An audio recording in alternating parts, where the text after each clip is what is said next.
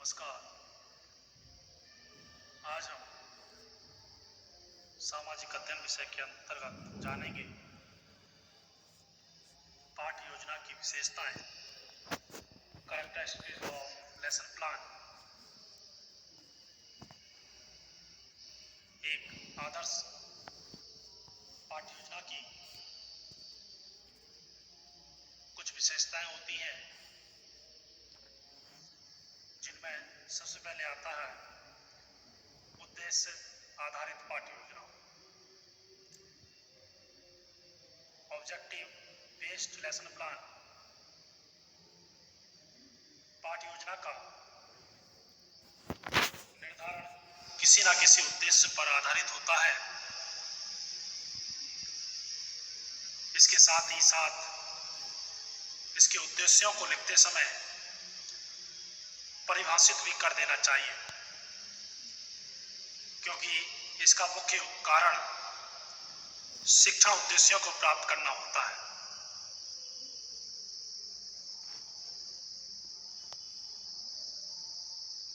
अगली विशेषता पूर्व ज्ञान पर आधारित, बेस्ड ऑन प्रीवियस नॉलेज। एक आदर्श पाठ्य योजना विद्यार्थियों के पूर्व ज्ञान पर आधारित होनी चाहिए, क्योंकि इस प्रकार की पाठ्य योजना से विद्यार्थियों को नवीन ज्ञान ग्रहण करने में कठिनाई नहीं होती है और विद्यार्थी पढ़ाई में भी निरंतर रुचि लेते रहते हैं।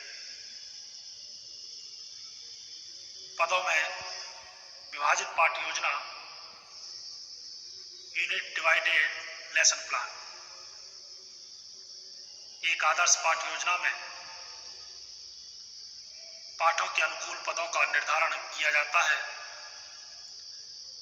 ये पाठ मुख्य रूप से 3 प्रकार, ज्ञान, नॉलेज, कौशल, स्किल और अनुभूति, एप्रिसिएशन के होते हैं। पाठ्य योजना का निर्माण करते समय संपूर्ण पाठ को उचित पदों में विभाजित कर लेना चाहिए, जिससे पाठ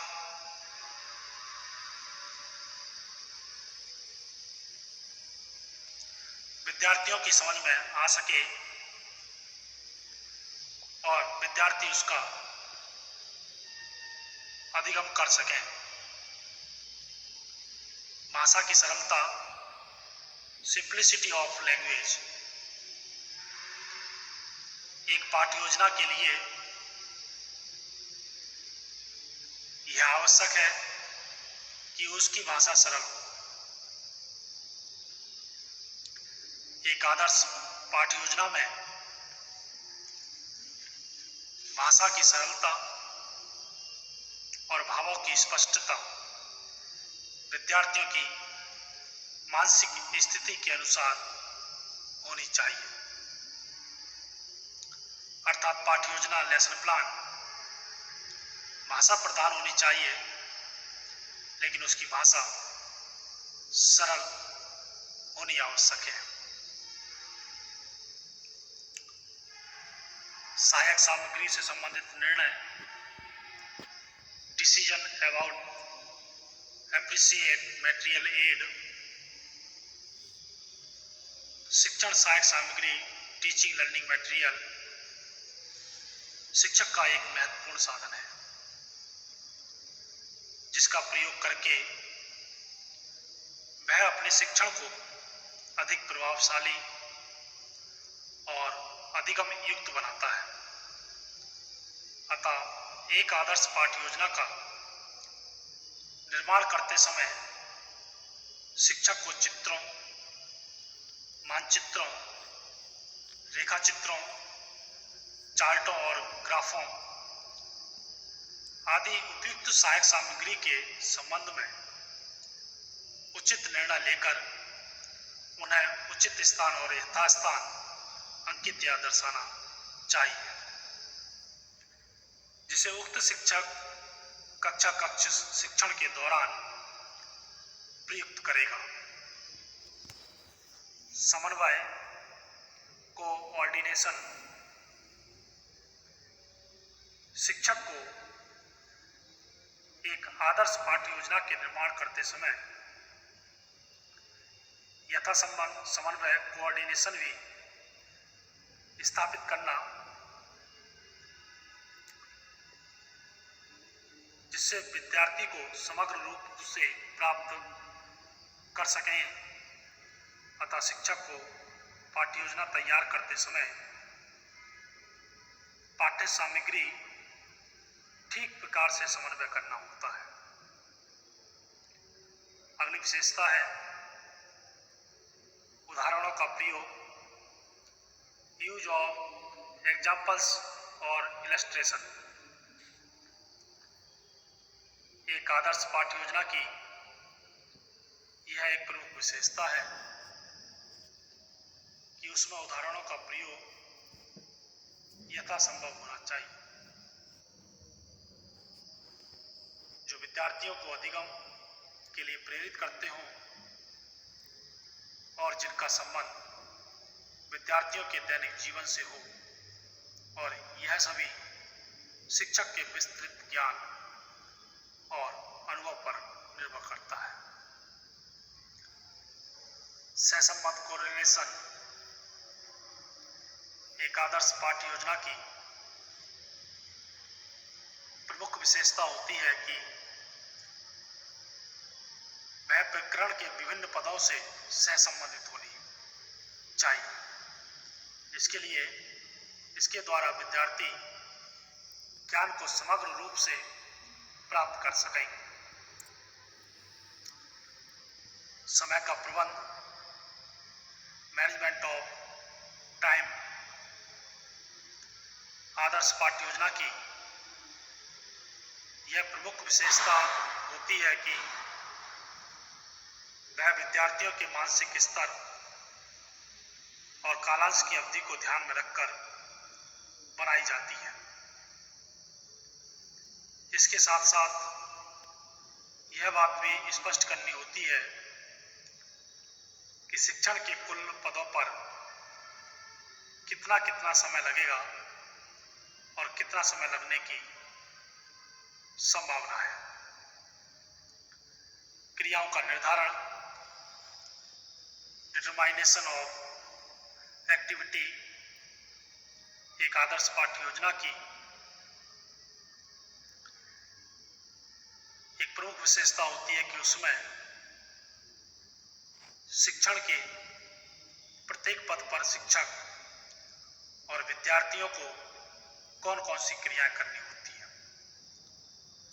पाठ्य योजना के अंतर्गत शिक्षकों और विद्यार्थियों की क्रियाओं को पहले से ही निर्धारित कर देनी चाहिए।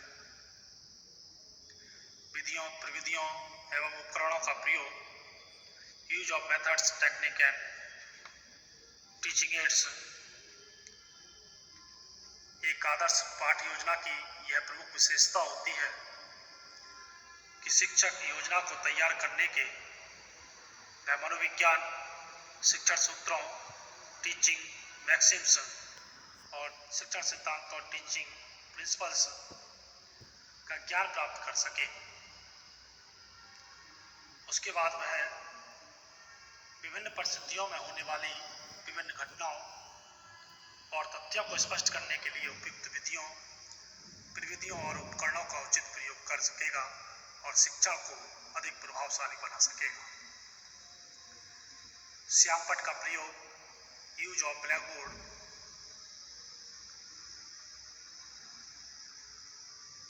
एक आदर्श पाठ्य योजना की विशेषता यह है कि उसमें श्यामपट्ट सारांश, ब्लैक बोर्ड समरी का विकास साथ साथ अथवा बोधगम्य प्रश्नों द्वारा किया जाता है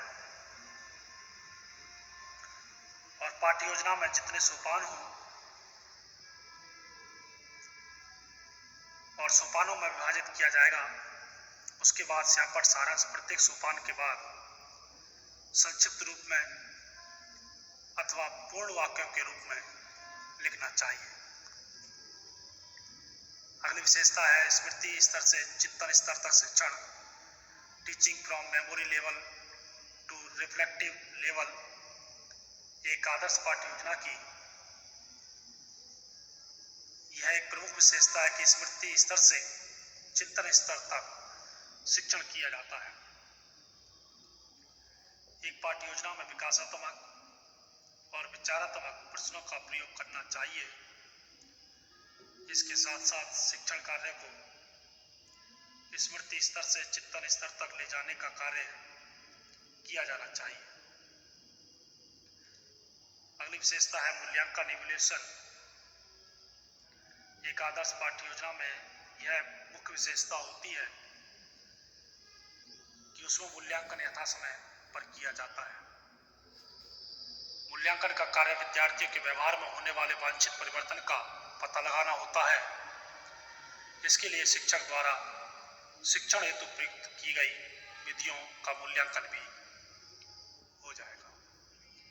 इसके द्वारा विद्यार्थी सीखने में रुचि लेने लगेंगे और उनके व्यवहार में वांछित परिवर्तन भी होने लगेगा।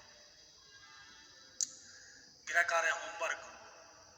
आदर्श पाठ्य योजना में गृह कार्य की व्यवस्था भी होनी चाहिए। इससे विद्यार्थियों द्वारा सीखे गए अथवा अर्जित किए गए ज्ञान का उचित प्रयोग करना सीख जाएंगे। अतः एक पाठ्य योजना में गृह कार्य का विशेष महत्व होता है। तो आज हमने अध्ययन किया पाठ्य योजना की विशेषताओं का, करैक्टरिस्टिक्स ऑफ लेसन प्लान। धन्यवाद।